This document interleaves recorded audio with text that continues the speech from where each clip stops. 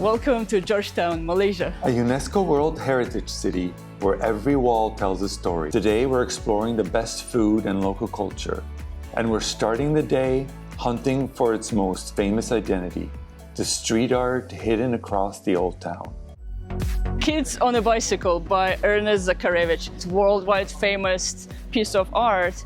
If you Google Georgetown street art, this is what comes up. So you can see this image in every souvenir shop, in every store. This one of the pieces that made this town famous for its world street art. Let's snap a photo. So this is his other famous piece. It's called The Boy on a Motorbike. Like you can see, just like the first one, it's an interactive kind of thing. People sit on it, people do all kinds of things with it. It's awesome because it's interactive, but at the same time you can see it's like falling apart. Okay, let's snap a photo. And right beside is the little boy with the pet dinosaur. And it's by the same artist as the bike and the motorbike. It's falling apart a little bit, but it's still here. Okay, let's continue to explore.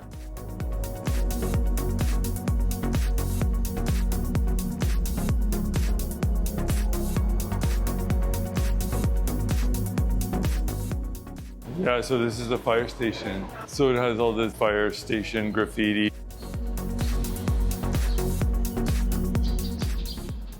What else do they do? So that's what they do. Flood rescue, search and rescue, helicopter rescue, animal rescue, pest capture. Pretty extensive street art dedicated to firefighters. Brothers and sisters on a swing. So this one was created by a Malaysian artist, Louis Gan. Actually, this was commissioned by the owner of this building, and this is the owner's children. How cool is that? And you know, you just keep finding new ones. This one's called Hula Hoop Basketball by Amsterdam-based artist Frank Hollywood. And this one is called I Want Bao by a Malaysian artist from Kuala Lumpur. And it's commissioned by the pastry shop. That's right here.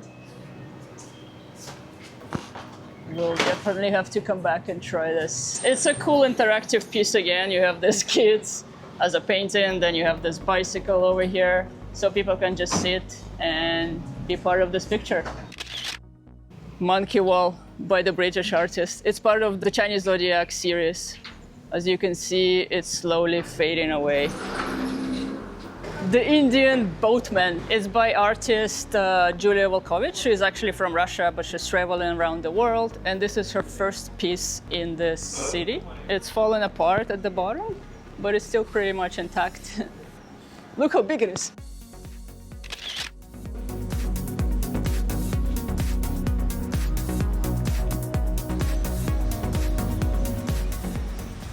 Kind of cool walking through these arches. Reminds me a little bit of Cusco and some other cities we've been to. Yeah, and it's shady, which is good. And it's shady.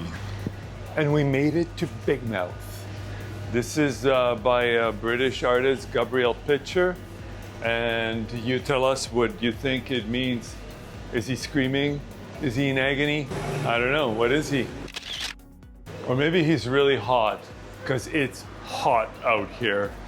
So there's a lot more art pieces to discover. There's about 50 to 60 major art pieces around here. Exact number is of course unknown because, you know, the new art is popping up, the old one is fading away.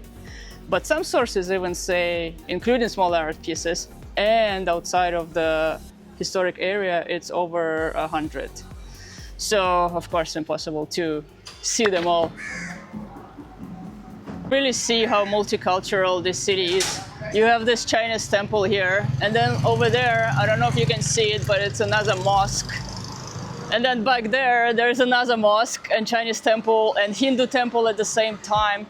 So the other night we were walking and there was like this Hindu festival going on right next to a Chinese temple. And then further down the street, there's another church, Christian church.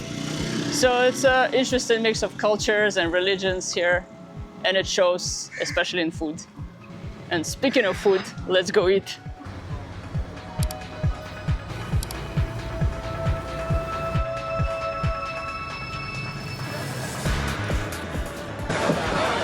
So here we are at a dim sum place and it is chaos.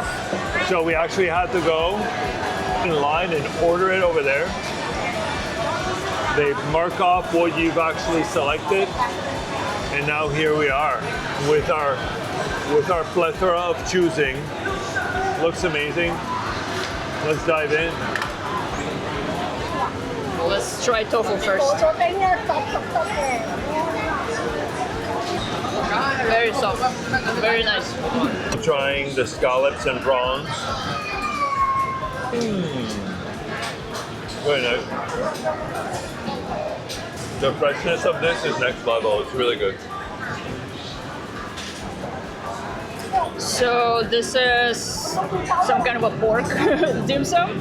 Let's try it. I think there's a little turmeric or yeah, a little turmeric or something, like a little Indian spice, but it's really good. Okay, this was a special, so of course we had to order it. It's some kind of a fish, I think. It seems like it's breaded, it's crunchy. It's really delicious. I almost think it might be like some kind of lobster. So good. Yeah. Crunchy inside, soft outside, just perfect. One more.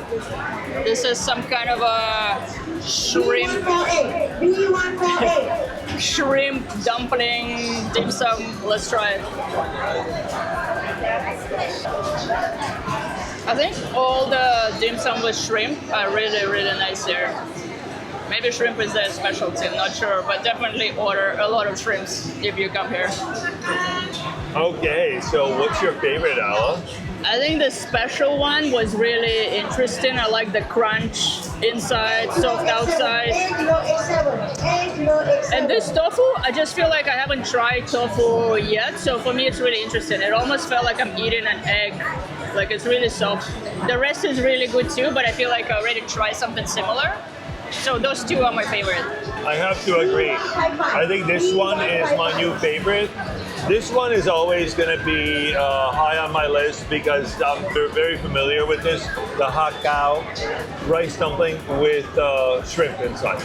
It's a very interesting setting as well. It feels like, with all this announcement, it almost feels like you're in a bus stop or a bingo hall. Or like an auction hall. It's an experience. And it's very hectic. It makes you feel like, I better eat fast. Oh, there it is. E162.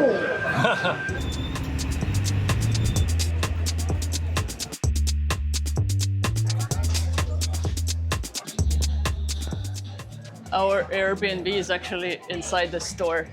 But what do you mean inside the store? We'll show you later though. So we're back at this Chinese pastry shop that we saw this morning. It's on the way to our next destination, so why not?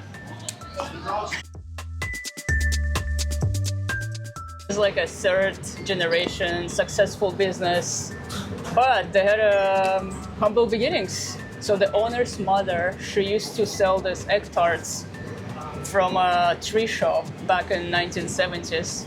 And then it was so successful, they opened this shop, and their signature dish is this egg tarts, which is called tree show egg tarts. So let's try them.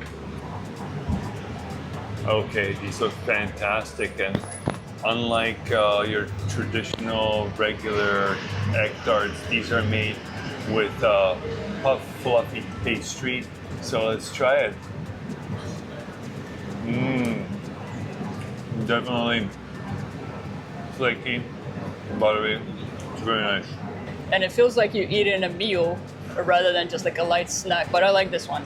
This is something I could have for like breakfast. Okay, so we got these two extra ones. This one is durian and this one is coconut. And we're gonna try these. Oh wow. It's lightly salty on the outside, sweet, but not too sweet on the inside. It's very nice. And I'm gonna try this durian little pastry. It's dry, Not a strong durian taste at all, and it's sweet. It's almost like maybe a dry durian fruit. I'm not sure. This will be actually very good with a tea. So we made it to the Chew Jetty. It's basically a village built on stilts on the water. Actually, one fact that along the water there's many of them, but this is the biggest one and the most preserved. Let's check it out.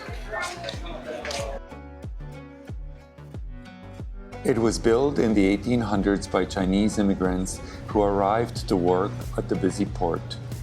They built their homes on stilts over the water, mainly because land near the port was expensive, so the waterfront became the only affordable place to settle. Over time, these simple wooden walkways linking rustic homes turned into a full community, where generations of families still live today. Now, it's one of the most photographed spots in the city, but still very much a living neighborhood. Not just a tourist attraction, so be respectful and grateful to be invited. This is the smallest street, and you can already see like there's no tourist shops, there's just people who live in here. No one really comes down here. I don't know why. Little common spaces, their chairs out, hanging out.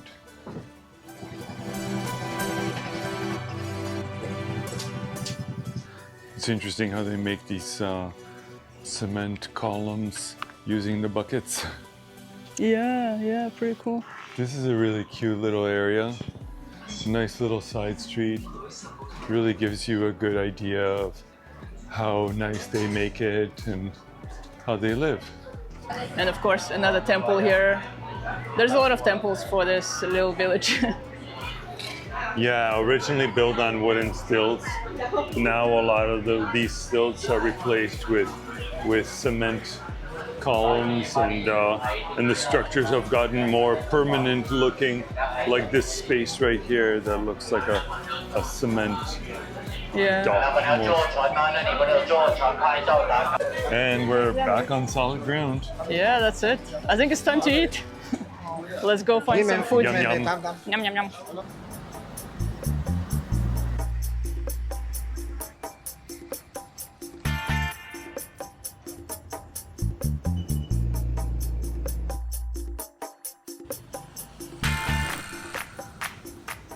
It's a bit early, so it's not too busy yet, which is good. We like early dinners. And of course, there is another street art. This one's called The Dragon and the Phoenix, and it's by a local artist, Zen Lim. Let's go eat.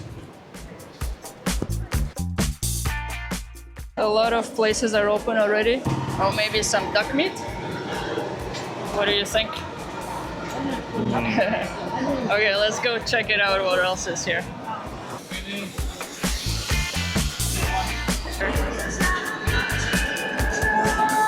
Okay, we finally found a place.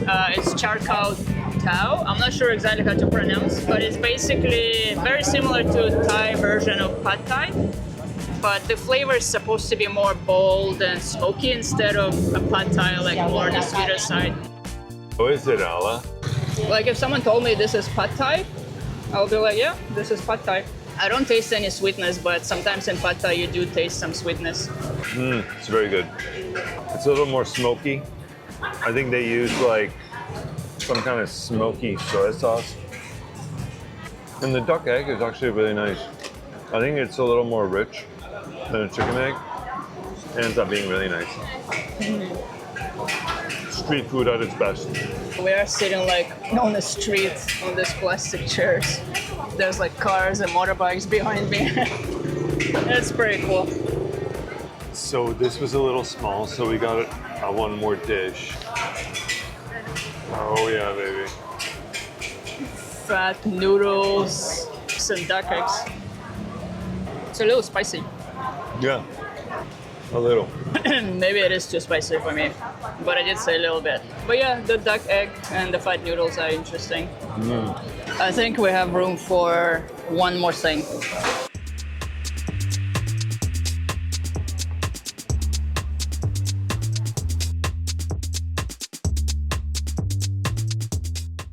That's the Musang King? Okay. Okay, almost ready. Okay, excellent. Okay, we're now certified experts on durian. We started in Vietnam, really deep dive, and now we're in Malaysia, and we have some Musang King. You can tell Musang King by the dark yellow, all the way up to almost orangey kind of color. It looks very nice. You can tell how good flesh is. When you poke it, you can see how it's really creamy. This is gonna be a really good one. And we're trying it against the red prawn. Now, red prawn is a little less pungent. It's a little milder. It's a little sweeter. That's why you want to try this first. We're gonna take one of these juicy niblets and give it a try. It even smells very mild. I would say you would probably not get kicked out of a hotel with this one. It doesn't smell like onion and garlic. It's a very sweet, very mild smell.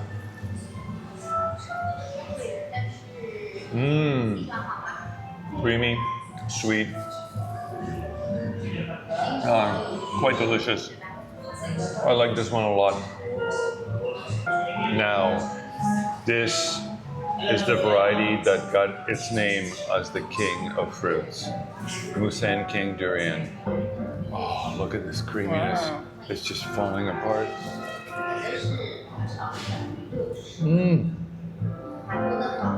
Oh my God. This is maybe the best one I've ever tried. It's so ripe. It has that pungency, a true durian taste, but at its best. Musang King is a king for a reason. It's just butter. Oh, it's beautiful. If you know us, we used to be into wine a lot. Like we would go on the wine tours, we learn everything about wine. Then we got into coffee. We went on the coffee tours, and I think now the durian, that's our new hobby. We're just going around trying different durians in different countries, different stores. If you have any questions about durian, let us know. We live just above the store, but we have to go through the store to get home. It's closed, but we know how to get in. It feels like we're not supposed to be here, but this is the actual entrance to our room.